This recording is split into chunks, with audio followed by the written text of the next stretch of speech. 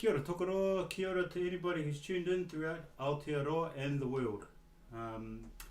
Welcome to Eclipse Project and Eclipse Studios in Tokoro.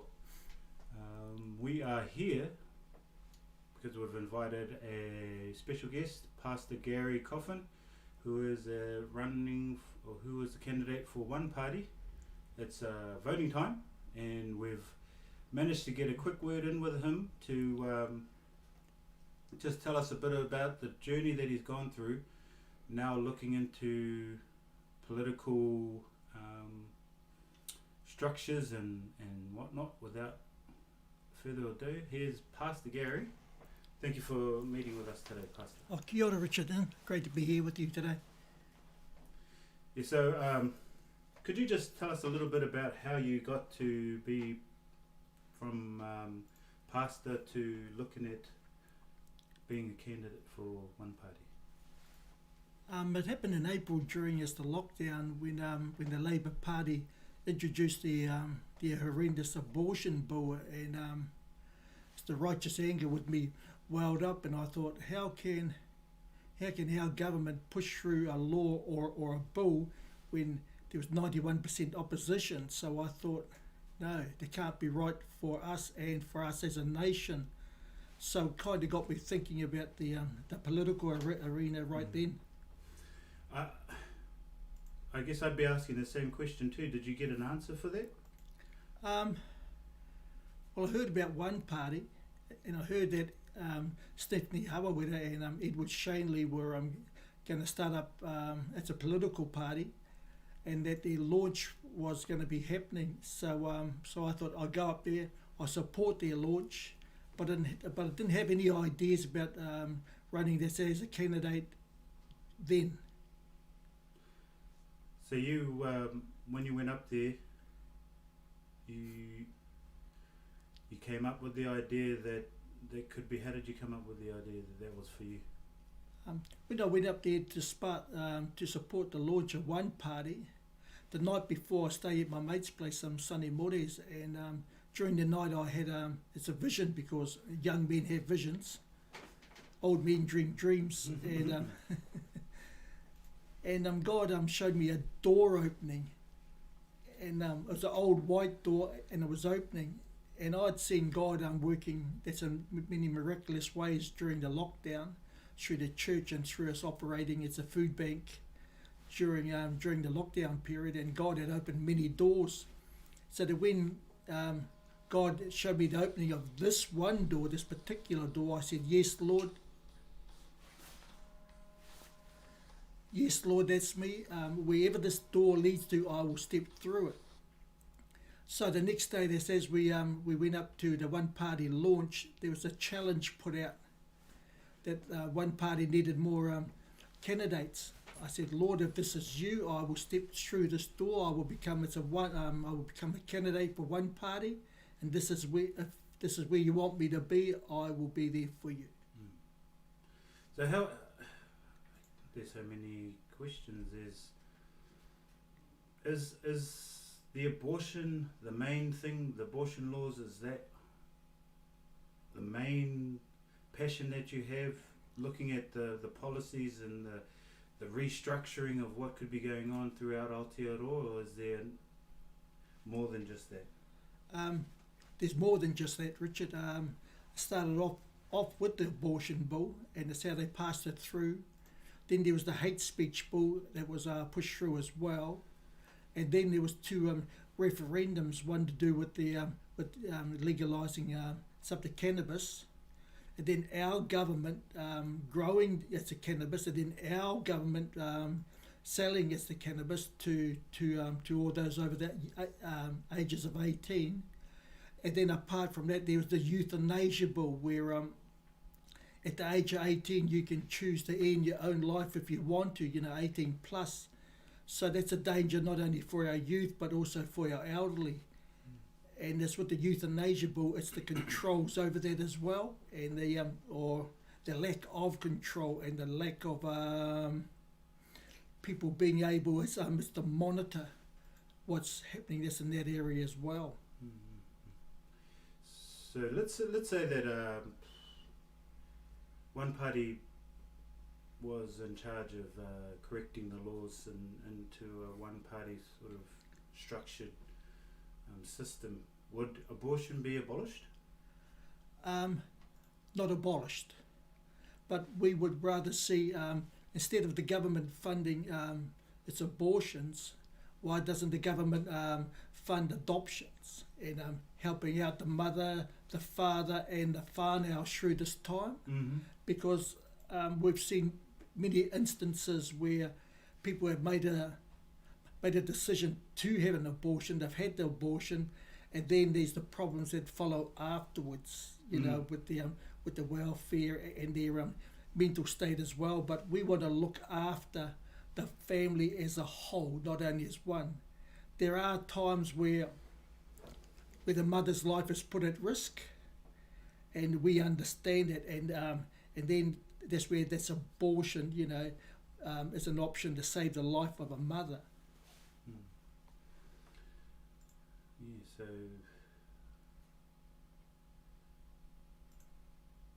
what are some of the policies you have around the laws with marijuana? Marijuana, one party want to legalise it as a such, so so the small time users won't be persecuted under the law, but the growing of it and manufacturing of it, that's what we are against. So I do understand that there are quite a high amount of a high percentage of Māori and other citizens throughout Aotearoa that are arrested on minor offences and then re-offend, and that gets them into prison eventually. Is that the thought around one party looking into that sort of legalising it, or? Yes, that's part of legalising Mr. Marijuana. Its use of marijuana.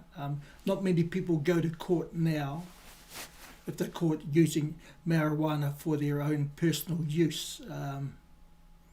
It ties up the courts, so to speak. But to legalise it, it means if you're at home, you're on your own, you're not interfering this with others as well.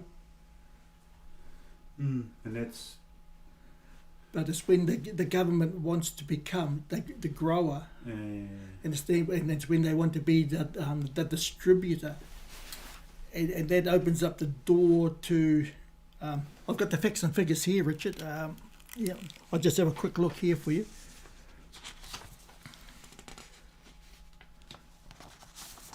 Oh, sorry about this, everyone. That's all right. So we're bringing up some issues around allowing the commercial sale of marijuana. It's quite lucrative. Mike Tyson's doing very well off it, but there are a lot of backlash issues that happen for the citizen of any country that these laws are brought into. You see, did you know that if recreational, if the cannabis is legalised, you will be able to buy the equivalent of 40 joints per day? And it's what we're looking at is the health and the well-being of not only our youth, but also of our nation. And what kind of effect if cannabis is legalised, you know, if the government's allowed to grow it, how this will interfere with not only our youth but also those who are using it now, and availability of it all. And where does this law actually stop this once it becomes law? That's a cannabis referendum. Where does it stop? And my main concern here is, where will it stop? How will it affect my children? How will it affect my moko and those in future generations? Because once you take that first step up the run of the ladder, what's the next step? And the next step that interferes with the growth and it's the development of our youth being able to lead a decent and healthy life. I watch on TV at the moment. It's about truck drivers are worried about people in cars after they've smoked marijuana because they can't track it, they can't trace it, and there's no way for them to be able to know how much under the influence they are. That's when they get behind the wheel of a car. Not like alcohol, you've got the breathalyzer test, and and that's a good way to find out. But with the use of marijuana, there's no way that they can detect whether you're over the legal limit. Yes, whatever that may be. Well, I'll tell you right now that when I used to grow this stuff, 2 puffs was more than the legal limit. Yes. That was enough to get me driving 50 k's an hour to work in Taupo and not realising that I was doing 50 k's. Wow. So from my perspective, running a youth centre and having a passion for young people and broken families in this town, what I see it doing is keeping us at the bottom of the pool. It's not improving the lifestyle of anybody, because this is coming from experience. Yep. It's dulling the senses. It's numbing our want to strive to be motivated, and those are all things that are going to keep us maybe right where they want us. And when my passion is for the ones that nobody wants to work with. Yes. So I'm never going to say to them, keep smoking because it's legal. I'm always going to oppose it, because I know for myself that it's holding them back. It's holding the potential of our young people back. Not just our young people, but our families. And there's marriages, there's relationships that break up just because one of the partners is just unmotivated. They don't see any sort of upward growth in the family, because you get stoned and you just the movie looks good, the movie looks better, the food tastes better, it's funnier, but at the end of the day you're not growing in your goals, your motivation. So that is something that doesn't need to be scientifically proven. It's just fact. Yes. From someone that used to do it for a living, used to grow for a living. So yeah, I see the need for that law to be well looked at before acted upon. I see, from my perspective, a certain medicinal use. I hear a lot of statistics around, and these are statistics and thoughts that are going into it right now about bringing down the amount of Māori going into prisons because of misdemeanors and stuff like that have to do with being caught with being maybe on probation and being caught with marijuana. And I've seen it happen in the system. I've been present at certain group meetings, family conferences, where one of the young people have been caught with marijuana, and it's caused them to be, that little bit closer to being incarcerated, and just one more time and you're incarcerated. So I know that that's a direction that the current government is looking at, to try and ease up the flow of Māori and other citizens into the prisons. But at the end of the day, the end game is, if you're trying to keep people out of the prisons, filling them with a drug is not the way. Like you say, it's sort of if they're got marijuana and they're drunk driving, and under the influence while they're driving, but legally, it's sort of like saying, well, you can have a couple of drinks, and history has shown that the level of alcohol was being this much, and then they've dropped it. So it's even worse when you've got marijuana that you can't monitor and figure out how much they've taken. Should they be stopped from driving? So yeah, that's a tricky one, but to me it's not helping our families at all. No, we've seen the destruction of alcohol that's upon families, and introducing marijuana that's into the mix that's as well too.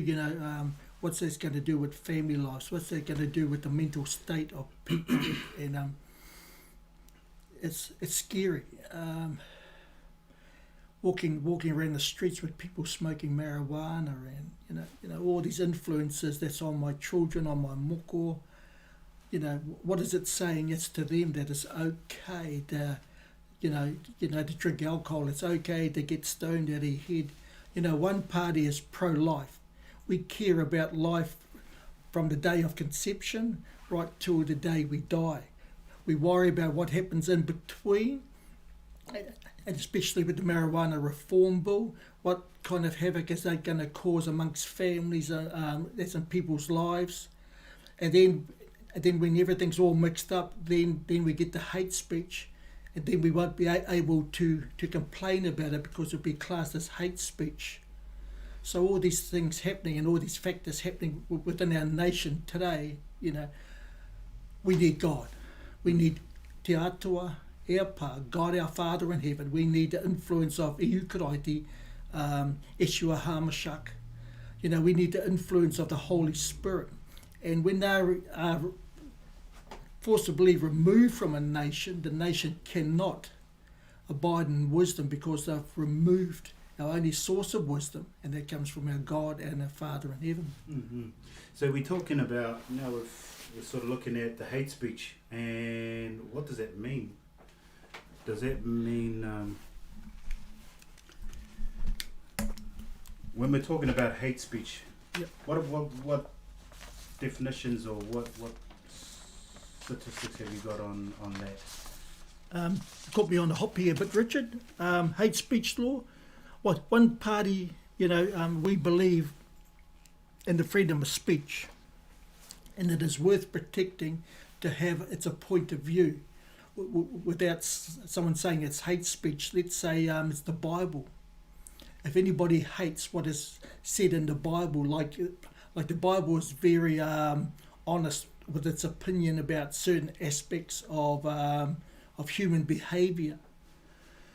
And I won't go into the aspects of it there, but the Bible says don't do this and don't do that.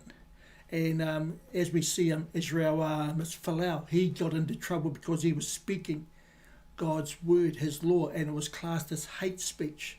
So his family, him and his wife and his family got persecuted for their beliefs in the Bible. So that will that be introduced here? That's in the Aotearoa. That's as well. The hate speech starts off little, like I said before. You take that first step on the run of the ladder. Where does it stop? How does it? How is the government going to work it through? So before we go too far, okay, hate speech, or let's say freedom of speech. Is it free? So we're talking about Israel Folau right now.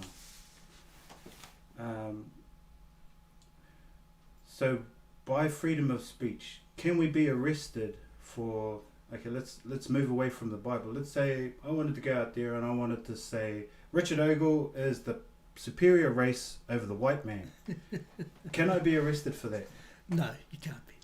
So if they were, when we talk about hate speech, that would be considered hate speech, right? Yeah, I'm pretty sure that's what you would consider hate speech.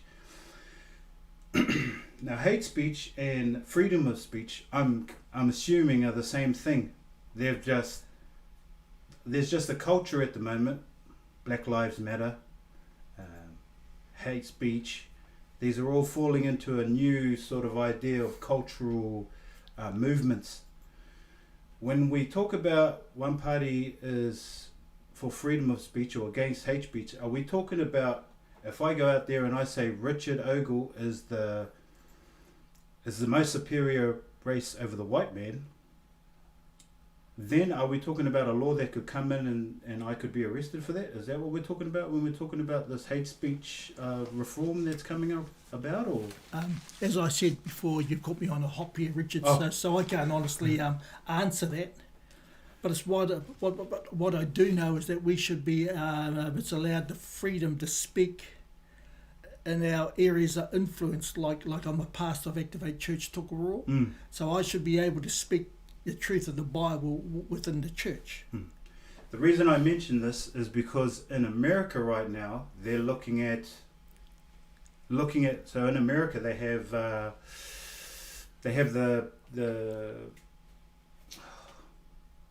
Constitution, and the first amendment of the Constitution is the freedom of speech.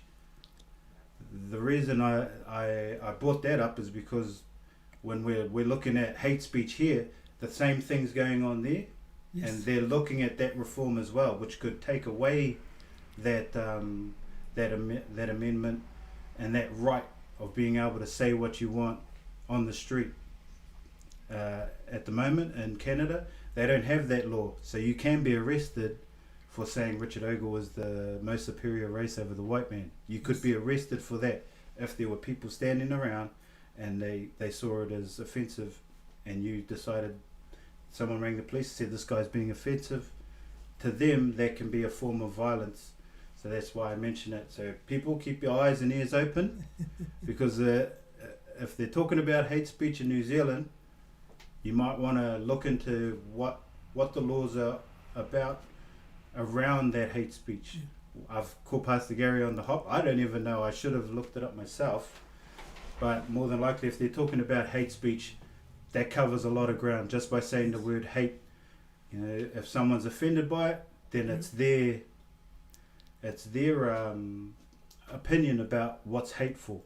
If we're to say something religious and somebody considers it hateful, like you say, Mr. Folau was the brunt of that. I think he was fined and all sorts of stuff legally. So Yes, and when he spoke, it was inside a church. So, you know, there's the freedom there. That was where he was ministering to people. That was where he was talking to people within the boundaries of the church. And yet it come out of the boundaries of the church, and people, it's attacked them basically. So yeah, and the context of what he was saying is always, especially with the media, can be taken out of context. Or certainly was. Yeah, and that doesn't sell papers if you don't take it out of context, and sometimes they do have a habit of doing that. So yeah. So the other question, the other point you were bringing up around Cannabis abortion, euthanasia. Euthanasia. New Zealand is the only country, or one of the only countries in the world. If you can see this, oh, hang on, I got caught on the hop again. The end of life choices. No, sorry everybody. I've got all my notes. I thought I had them all nicely in order, but I haven't. The euthanasia bill. You know, the doctors. There is 1,775 doctors who have said no to the euthanasia bill. There is 23 signatures of doctors saying yes to the euthanasia bill. Only because the euthanasia bill hasn't got guidelines or policies in place to protect those who are going through these times of trouble and stress. It is legal. You know, it's always been it's been legal in New Zealand for a while now to turn off a life support machine, and so that person passes away, but the law at the moment wants to open it up, and there's that 48-hour rule, where if a specialist, a doctor, or whoever it is that's looking after a person, 48 hours, if this person wants to end their life, they can take a pill and their life will end, and there's no accountability. Is that? Oh. It's scary, isn't it? Well, it's hard to speak into that one. I haven't been through anything like that. Yeah. Are you, sorry?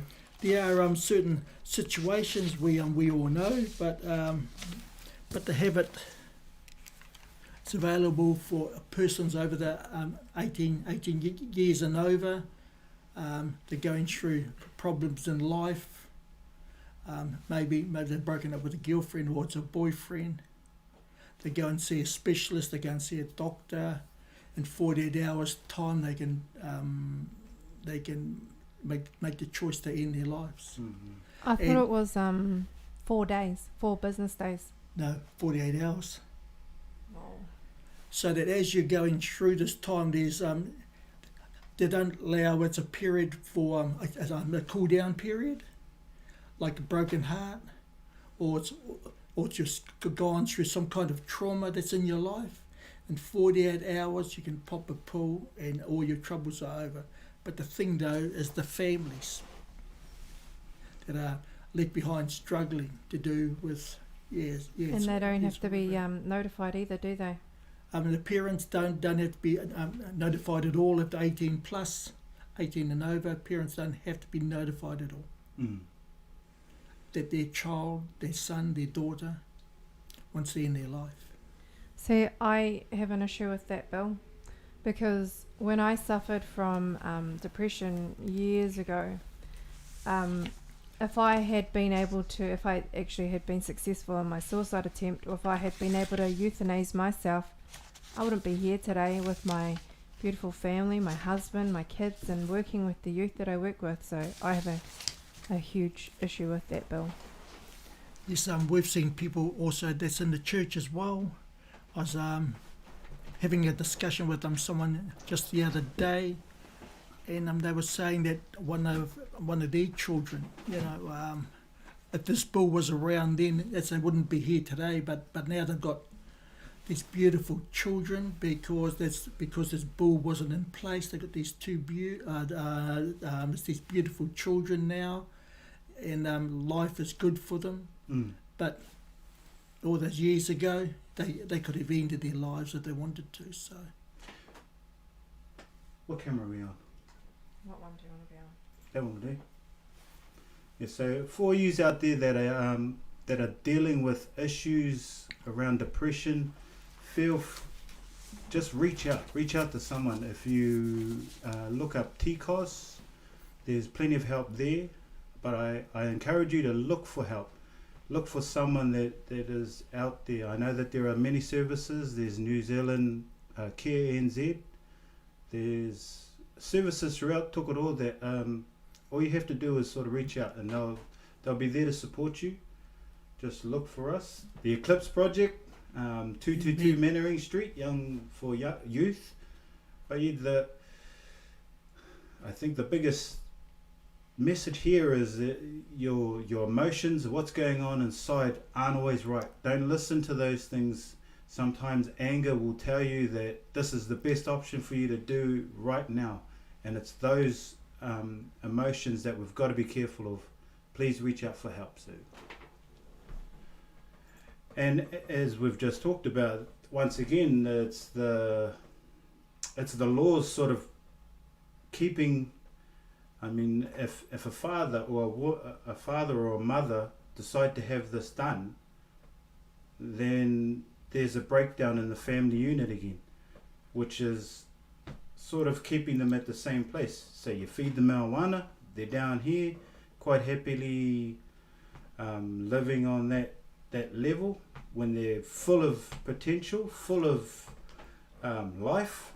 They just need that right direction. And if we're looking at allowing for someone to make a sometimes emotionally fueled decision, they can end their lives within 48 hours, which also, breaks up the family. And then we've got, what else? Abortions. There's another issue about brokenness of families. If the person has an abortion, they could well end up having mental issues and development issues that is going to lead them to not good places. And we're trying to bring our young families and young people up to believe in themselves, and these laws are sort of giving them an option to take the easy way out. Obviously not everybody has that that support, and that's because of the culture we've grown up with. For us, it was a culture of bush, booze, and brawls. Yeah. These days, it's internet, bullying, and they're all emotionally fueled emotions that are warranted. Yes, there's a lot of stuff going on in the family unit that have come from my generation, that have been brought up from Pastor Gary's generation, which was only a little bit before me, but still, it's been a progression of us being comfortable being on the bottom, and that's got to change. And these laws are sort of keeping that same docile happiness, being on the bottom and not believing enough in self to sort of go how I can reach my goals if I really have that support and have that motivation to achieve. Marijuana is going to numb that motivation, I will guarantee you that. And all these other laws we've talked about, they're sort of keeping everybody at that lower level. So we've gone through the bush. Okay, we've gone through your party. Say, what are some of the things you really see in Tokoro that you'd like to talk about since you've been on this sort of journey?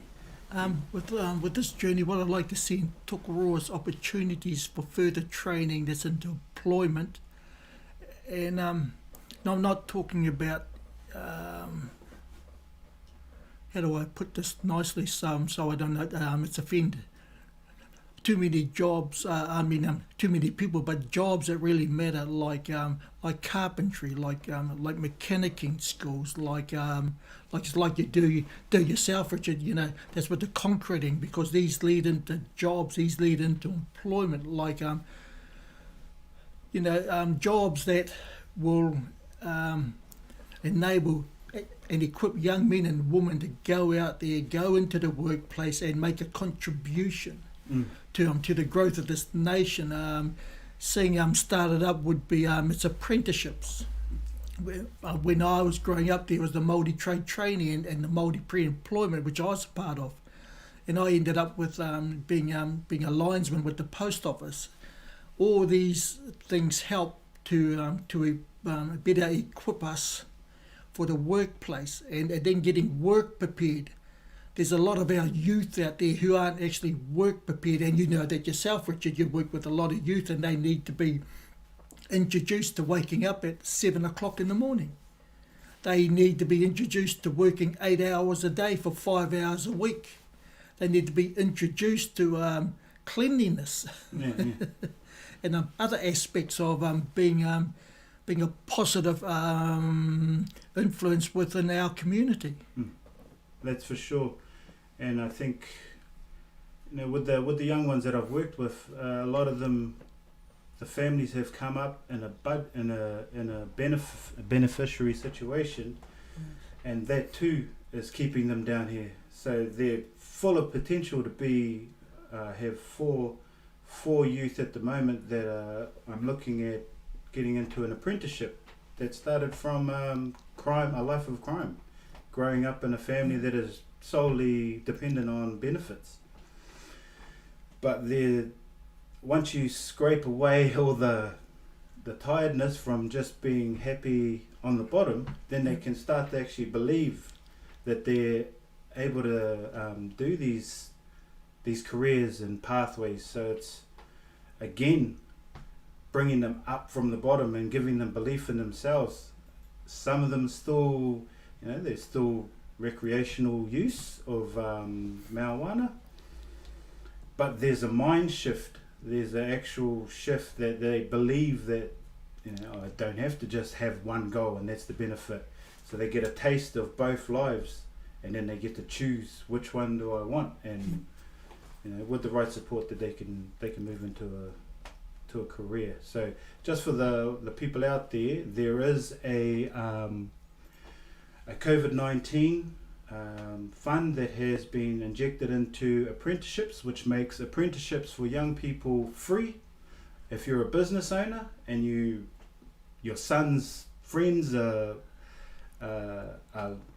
are looking for work, you can bring them on. There's quite a big